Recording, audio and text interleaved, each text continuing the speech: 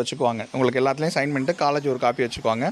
அதுக்கப்புறம் ஆர்ஜிடி ஆஃபீஸ்க்கு போனீங்கன்னா 3 காப்பி அங்கே போகும். அதில் ஒரு காப்பியை அவங்க வச்சுக்குவாங்க ஃபியூச்சர் ரெஃபரன்ஸ். உங்கள்கிட்ட 2 காப்பி கொடுப்பாங்க. நீங்கள் வச்சுருக்கிற இந்த 2 காப்பியில் ஒரு காப்பி டிஆர்பி காப்பியாகவும் ஒரு காப்பி உங்களோட ஃபியூச்சர் ரெஃபரன்ஸ்க்காகவும் இருக்கும். இதை நீங்கள் மறந்துடாதீங்க.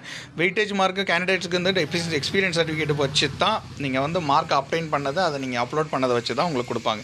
எக்ஸ்பீரியன்ஸ் சர்டிஃபிகேட் கவுண்டர் சைன்டு பண்ணணுன்னா ஆஃப்டர் நோட்டிஃபிகேஷனுக்கு அப்புறம் உள்ள தான் சைன். இது ஆஸ் யூஷுவலாக நடக்கும். ஏன்னா எக்ஸாம் அது முடிஞ்சிருச்சு, இதுக்கு அப்புறம் தான் அதில் இருக்க அந்த நோட்டிஃபிகேஷன் படி தான் இது நடக்கும் அப்படிங்கிறத தெரிஞ்சுக்கலாம்.